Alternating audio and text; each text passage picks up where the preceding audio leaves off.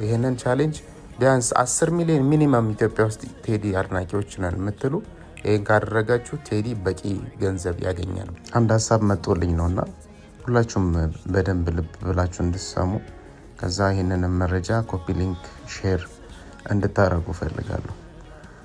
ምንም ይሄ ለሌላ ነገር ሳይሆን ቴዲን እንደ አንድ ኢትዮጵያዊ ሁላችንም የድርሻችንን በማድረግ እንድናግዘው ነው።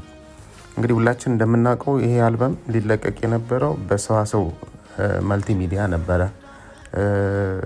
በዛ ቢለቀቅም ደግሞ ያገኘ የነበረውን ገንዘብ ሰምተናል።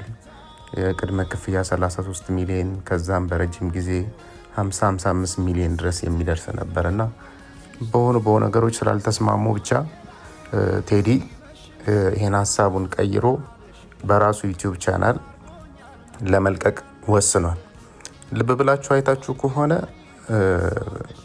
የአልበሙ ከቨር ላይ አንድም ስፖንሰር የለውም፣ አንድም ማለት ነው።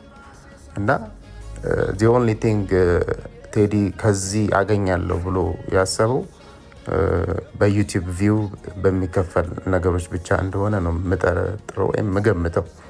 ስለዚህ እኛ ደግሞ እንደ አንድ ኢትዮጵያዊ ይሄ ልጅ ከሰዋሰው ይከፈለው የነበረውን ገንዘብ ቢያንስ እንኳን በቪው ከዩቲዩብ እንዲያገኝ እንዲችል የዩቲዩብ ቪውን ከፍ በማድረግ ደና ገቢ እንዲያገኝ በዚህ እንዲካስ ማድረግ ነው። ኢቨን ካስፈለገ ራሱ በተለይ ውጭ ያላችሁ ሰዎች የቴዲ አድናቂዎች ጎፈንድሚም ቢሆን ከፍታችሁ ለቴዲ የሚገባውን ነገር ቢሰበሰብም ደስ ይለኛል።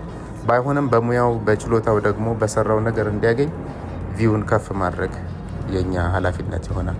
ያን ለማድረግ እኔ ለራሴ ምን ቃል ገብቻለሁ፣ ለአንድ ወር ያክል በዩቲዩብ ቻናሉ ላይ እየገባው ሁሉንም አዲሱን አልበሞቹን ቢያንስ አንድ ጊዜ ሙሉ እንኳን ባልሰማው እየከፈትኩ እየዘጋው ቪውን ከፍ ለማድረግ አስቤያለሁ። ይሄንን ቻሌንጅ ቢያንስ 10 ሚሊዮን ሚኒመም ኢትዮጵያ ውስጥ ቴዲ አድናቂዎች ነን የምትሉ ይሄን ካደረጋችሁ ቴዲ በቂ ገንዘብ ያገኛል ብዬ አስባለሁ።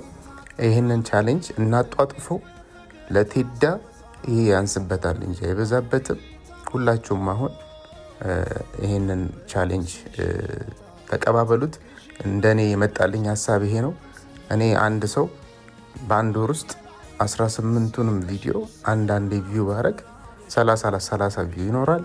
10 ሚሊዮን ሰው ደግሞ በቀን አንዴ ቪው ቢያደርግለት እንግዲህ ቁጥሩ በጣም ከፍ ይላል ማለት ነው። ስለዚህ ይህንን ኃላፊነት ሁላችንም እንውሰድ። ቴዳን ከኢትዮጵያ ማሳለፈን በዓለም ደረጃ ከፍ እናድርገው። ይሄ ሪከርድ ለእኛ ብቻ ሳይሆን ለቴዲ ብቻ ሳይሆን ለኢትዮጵያ ራሱ ትልቅ ስም ይዞ ሊመጣ ይመስለኛል። በማድረግ እንተባበር ለማለት ነው የመጣልኝ ሀሳብ ነው። የምትደግፉ ኮሜንት፣ ላይክ፣ ሼር፣ ኮፒ እያደረጋችሁ ይህንን ቻሌንጅ እንቀላቀልላለሁ። ቴዲ አፍሮ ኒው ቻሌንጅ